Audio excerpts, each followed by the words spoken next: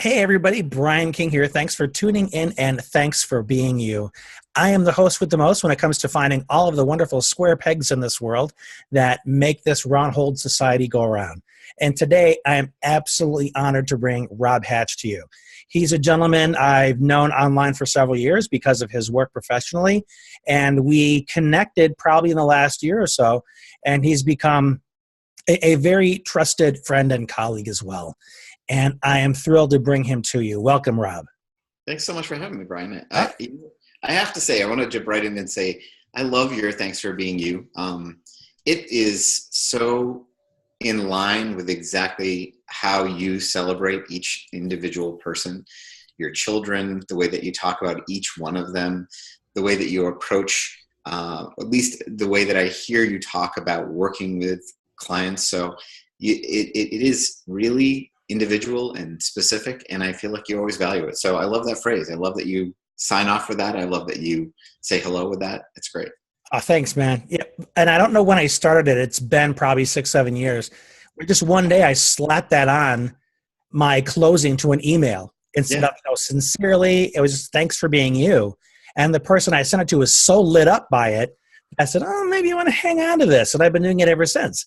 And now it's the name of the podcast. Yeah, and even if I see it, we've emailed back and forth, and I see it at the end of your emails, it doesn't change its intention. It doesn't change, how special the phrase is, because I know who it's coming from. So anyway, I just wanted to say that. When I heard you say it, I was like, yeah.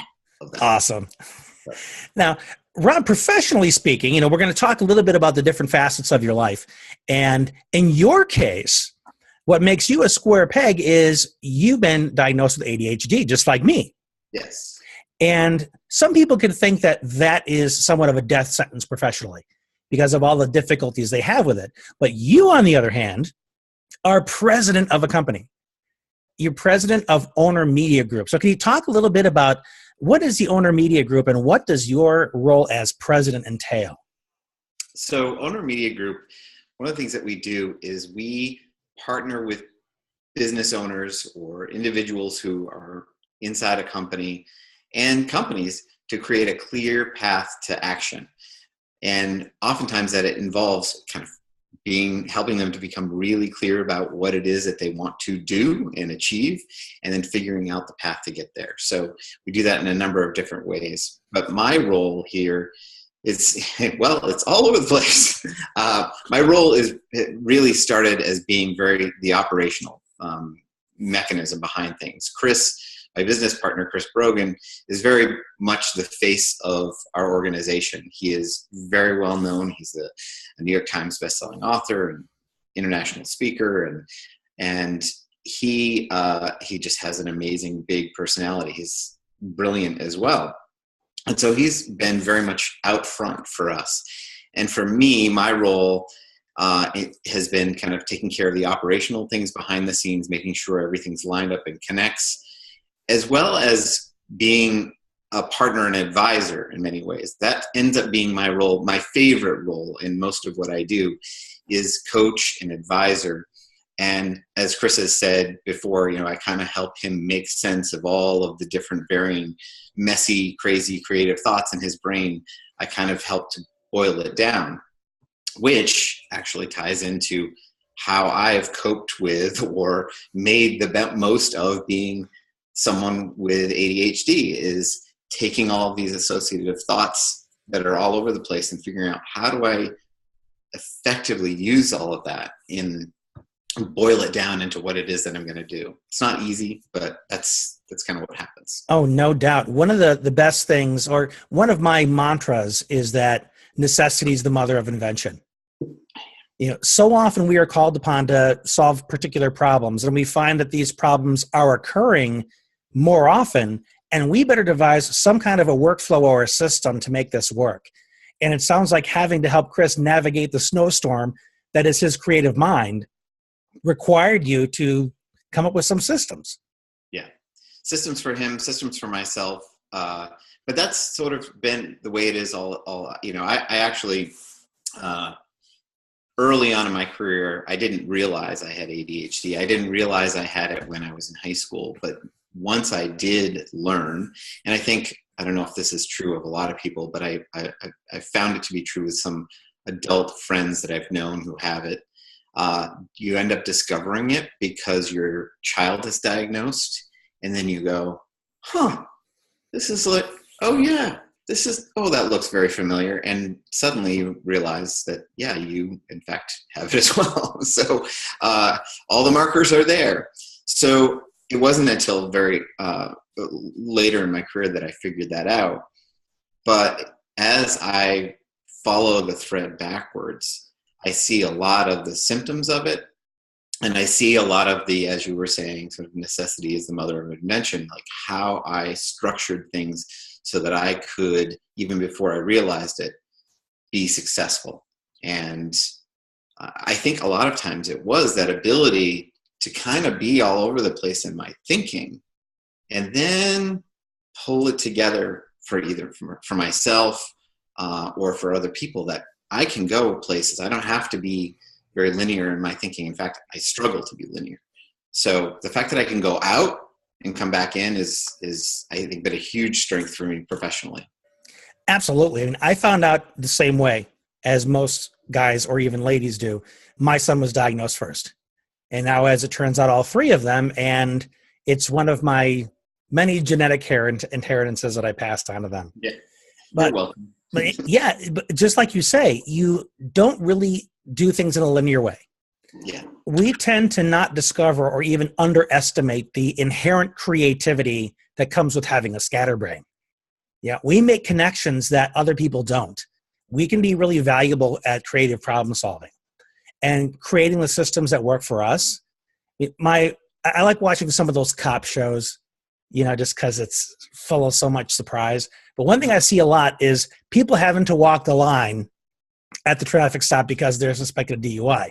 I'm looking at that line and I'm thinking, no way in heck I'm going to be able to walk that line. 2 steps in, I'm going to say, this is boring. Give me something else to do. Exactly. But yeah. And that, oh my goodness. I can identify with that. And I was actually just having this conversation the other day with someone about the fact that I resist. So whether it's walking a line like that, I don't care what the line is. If it's so here's a method. If you just follow this method, it'd be really effective. And every part of me is cringing because I can't even think, about following each of those steps in that way. But I've come to value having those steps over time. I've come to value, seeing how that can support me and still not get in the way of whatever creative thinking I'm doing. Yeah, I totally relate to it. Initially, it feels like a betrayal. Like if I did this, man, this is just, it feels so wrong. Yeah, it feels like you're cheating. I don't know. But that's how we make things hard for ourselves, right? Mm-hmm. I think we make things hard for ourselves because we say things like, well, I can just figure that out. And we do, but the problem is someone else has actually figured it out long before us. And this was my problem. I mean, the worst class for me ever was geometry. Why was it horrible for me? Because of the proofs. I had to show my work. I can get the answer, but I do not want to show you how I did it. I don't care to show you how I did it. But of course, that's where the value is. The value is not just always in getting the solution. And that's how, it's really great that we can think in this way that we can arrive at this and we've got this whole unique thing. But when it gets in the way is that what would have made life so much easier if I had just embraced the fact that there are a lot of really smart people who had figured out geometry long before me, and that those proofs are really, really helpful in just, there are ways to follow this. There are just, there's a system here. Follow it and it works. But I just made it hard on myself. Yeah, and knowing how you get there specifically is the key to making it duplicatable. Yes. And if you want to create those consistent results in any aspect of your life, you've got to know, how did I do that last time? I'm a total advocate of list making. And it was you and Chris, that taught me the value of the workflow. And I created so many workflows because there are things I do every single day. Yeah. But depending on how resourceful I'm feeling, can really determine whether I remember all those steps or not. That's just it. So having all this stuff written down is so gold. It really is. And I say this all the time. The example I give is because I'm the behind the scenes kind of operational person, I'm the person that when we say we're going to have a webinar, I make sure all of the things are done. Items are connected. I build the product. I make sure the product triggers the list. I make sure the list triggers the registration, and so on and so on and so on. But so I can do that from memory. But what I do, because of being how my brain works, I go step 1, step 2, step 3, step 6, step 8. Oh crap. Step 4, step 5, step 10. Oh crap. Step 7. Oh wait, did I remember step 3? If I set up a checklist, as you were saying, we call them action stacks. If I set up an action stack where I have not just the list of what I need to do, what I also try to do is prepare anything that I'm going to need. Like there are little codes or links or that I don't want to go searching for. So I kind of lay it in front of me. And if I just go through, I'm done in 20 minutes, and any sort of carryover worry that I might have if I had followed through or followed every step or got everything done is gone, because I just went through the system. And that has become really valuable for me to replicate success in lots of different areas. 20 minutes as opposed to a couple hours if you tried to rack your brain each time to reinvent the wheel. Exactly. And that's the key. And I don't remember the stat specifically, but you can find it on Google, is how many millions or even billions of dollars are lost each year due to lost productivity because of people with ADHD that refuse accommodations. That they're not using tools. They're just trying to go by the power of their brain, and they're not making it happen for themselves or their employers. And it's totally unnecessary. Yep, it really is. There's so many examples that I could point to where and part of it is that there's a thrill in the creative process, right? There's a thrill in figuring things out that we get in figuring things out. The problem is when we attach a thrill to something so mundane as setting up a webinar.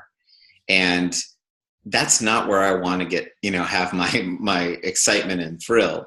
And so it's not that I was saying that consciously, but that's what I'm creating. Like, oh yeah, I got to do this and that. The other thing that I do in those moments too is if I'm using my brain to do the steps instead of the stack that I've created to do those steps, is that I question a lot of the steps. Is this really the best way to do that? Is this really the best way? And so the accommodation I create for situations like that, I learned from someone who works with us, Ron Hood, who is actually a very great systems thinker, very linear in the way that he does things. He's really fantastic. But it's to kind of make notes. I don't try not to make changes midstream. I kind of will go through the process and then make a little note. And then when it's done, I can evaluate, is now the time to change that list rather than as I'm in the moment. But that was another kind of creative process where I just get lost on step 3, thinking about, is there a better step 3? Should I really be doing this? And then I've forgotten 4, 5, 6, and whatever, because now I'm in this whole, there could be a better way. Let me research that. Let me just... Yeah. Isn't there a way I can make this shinier? Because I've been doing this for a while. One of the great terms, because you send out a wonderful email newsletter every Thursday. It's one of the many things I look forward to in my inbox. Thank you. And one term I learned from you is decision fatigue. And I hang on to that term like you wouldn't believe. I'm trying to eliminate the need to make the same decision over and over and over again if it's something that I could simply record in some way. Like we're talking about the action stacks, workflows and everything else. Yep. What is step 3 supposed to do? So that you don't have to decide, now what's the best thing to go after this step? What did I do last time? Because making those decisions countless hours a day, and that's on top of, should I like this or should I comment? Should I share this? Who should I share it with? Like Facebook and Twitter and all that stuff requiring us to make those little micro decisions. And then that is on top of our work. The ADHD brain is working hard anyway. But to have to make a whole lot of unnecessary decisions can be exhausting, and you rob yourself of so much mental productivity. Absolutely. And it really is when you give over to that. And I don't, it took me a while to understand that I wasn't betraying my ADHD and who I was in doing that. What I was allowing myself to do was freeing up all the gifts that come with ADHD in other areas for the things that I really could use it on. And for example, if I'm with a client, my ability to attend in the moment with them and help them think through things and make decisions with them based on what we're working on is going to be greater if I haven't exhausted my brain all day long making those little tiny micro decisions. Yeah, you can be so much more present and have so many more resources available where it really counts. It's absolutely true. And I'm grateful that you put that out there. It's been so helpful to me, just that single article. Now, let's shift the focus a little bit and talk about how having ADHD impacts being in a marital relationship. You've got a wife, you've got kids. How does it show up for you, pro and con? I don't know if there are any pros. Hey, she's still with you, man. You got to be doing something right. So there's got to be something to it. But it drove her crazy long before I realized that I had it. It would just be that, I guess the best example is being in the exact same room. She's talking to me, and I am oblivious to the fact that I am the one that she's speaking to, because I will also tune a lot of things out and hyper focus on something, and it could be something as silly as the TV is on, and she can kind of carry on a normal conversation while that's going on, but I'm, I miss so much in those moments, and it looks like I'm paying attention, but I'm not responding in any way, shape, or form. So that's really been the biggest con in all of this is her understanding what's going on and in those moments, and that it's hard. It's really, really hard, and I have to very deliberately stop and say, okay, hold on one second, and turn off whatever in my brain, turn off and turn and focus and give her that attention. And that seems a little counter to being able to do all of this all at once or see a lot of things. But there is that element of ADHD where you're just so locked in that you just tune out. So hyper focus. And and this is where it really gets interesting in terms of family, is that when you have a son who does the same thing and you're both doing it and driving, my wife crazy in that moment. And I don't know if you've experienced this, Brian, with seeing, now that you have it and you see it in your children, there is this frustration of wanting so badly to help them avoid the things that you struggled with. And you can see, and so that I think can create some tension, in a family. Is like you're trying to fix it, and it's not helpful because you're not using the understanding of your experience to come alongside them and see the world as they're doing. You're trying to squelch all of that stuff that you struggled with. So that's another area where it's been hard, as a family. But part of it is just trying to recognize.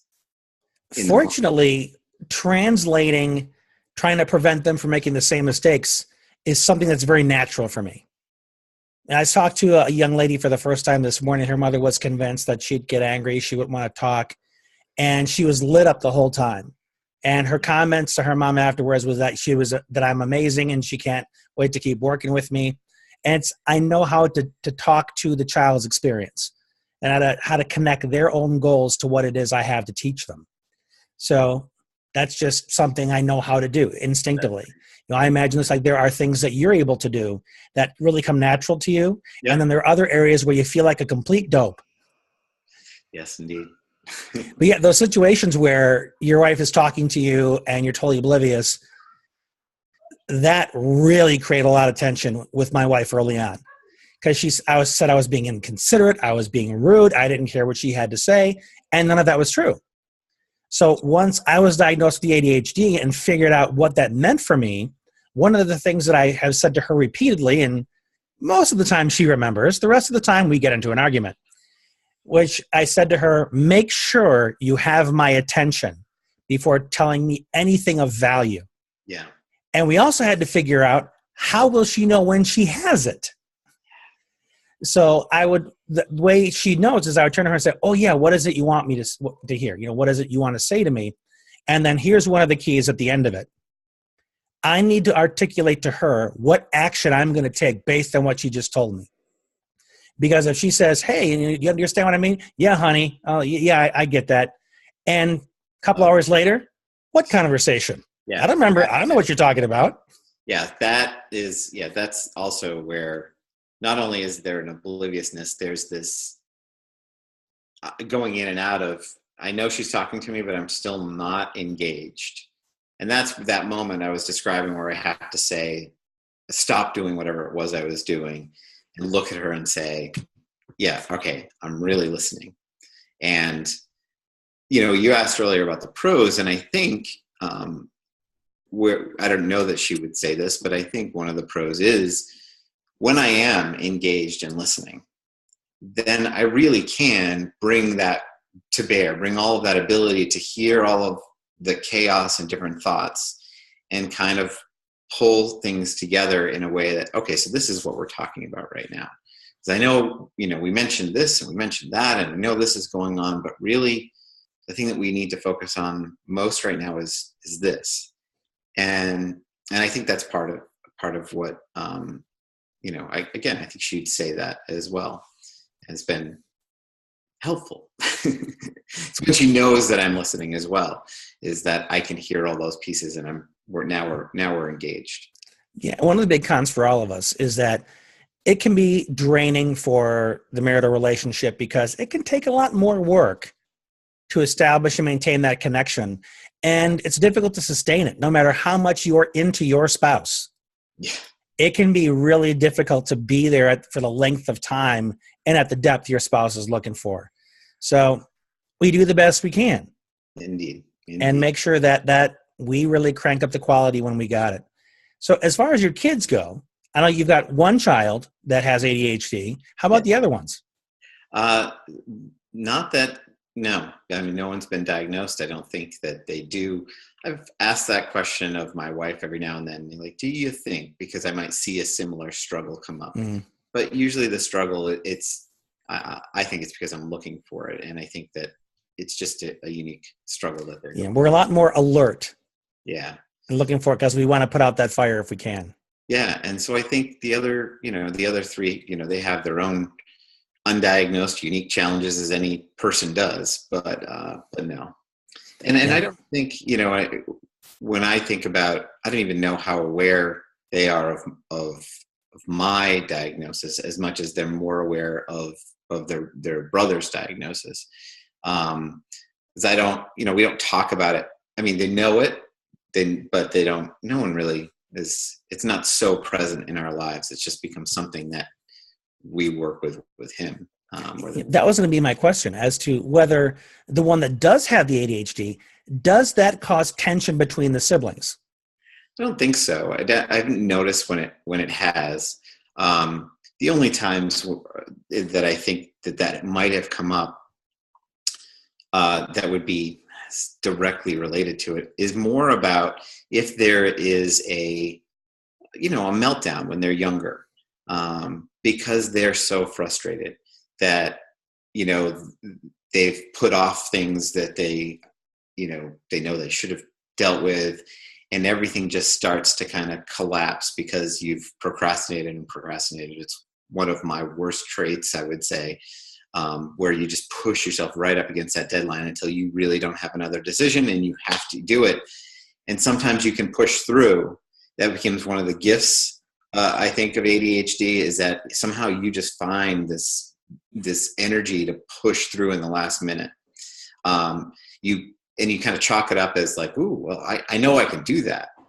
But when you experience a couple of those crashes where everything just melts down and nothing goes right at that very end moment, and that's what can be, if any child melts down, if there's a struggle for any child, that can disrupt the family system. So it's those moments that I would say where the other kids are going, what's going on here? That would be the most challenging.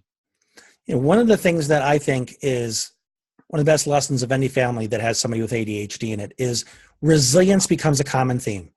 Yeah. Because you're seeing things falling apart a lot, whether it's academic, hey, your grades are down again and we got to get them back up. It's a meltdown at a party, or any kind of fall from, not so much from grace, but from your ability to cope. And then you have to gather your resources. You need to get the support of those around you and stand back up. So Yes. Just so many lessons we could talk about for hours. But if you were to kind of encapsulate what you are most concerned about putting out there into the world, your greatest contribution, what would you say it is? Wow. I think one of the things that I've been thinking about this a lot lately, and it's part of it is that ability to help people simplify a challenge and create a very clear path to moving forward and taking action. And that is that ability to go out and bring things together when I'm hearing what they say, helping them break down. Because no matter who you are, no matter what diagnosis you have, we are faced with so many different choices that we think we should be doing. You just pointed one out on Facebook. Should I like this? Should I comment? Should I put a heart? Is it okay to put a heart? Was that, think about that. Like, how many times, we kind of mentally go through that process very quickly. And that's just one tiny example. Paper versus plastic. Like you've seen that, probably seen that commercial. Mm-hmm. Guys like, oh, and you're picturing like the rainforest and the floating plastic bag. So there's all these little tiny decisions that we're just bogged down with and overwhelmed with. And in business, or as you're trying to grow your business, you hear so many things that you're supposed to do, success stories, whatever. But part of it is just, let's simplify the goal that you're trying to accomplish. Let's figure out what's the next most important thing you need to do and decision you need to make, and gather that and take steps forward. And one thing I can attest to is not only that you do that beautifully, but you do it in such relatable terms. When you write your email newsletter, your article, it's very humanized. You're not talking about this as technical A into slot C and all that. You use experiences from your own life, from experiences with your kids, from experiences with business people, and it's just so down to earth, and it makes it much easier to receive what it is you're teaching and internalize it. So beautiful job there. I really appreciate it. Now, I want those listening to tap into your wisdom, sign up for your weekly newsletter. So how do they do that? Great. If you go to owner.media/NL as a newsletter, you can sign up you'll get Chris's newsletter and my newsletter. Chris's comes out on Sunday. Mine comes out on Thursday. You can do that there. And that's the best way to get started in hearing and seeing and reading some of the things that Brian's talking about. Yeah, and all of the articles that they crank out are just dripping with wisdom. So you are really going to enjoy it. Rob, thanks again for coming on the show. It's been an absolute pleasure having you. Thanks so much for having me, man. Appreciate it. Yeah, and everybody out there, thank you again for listening. I appreciate your time and attention, and thanks for being you. We'll talk more next time.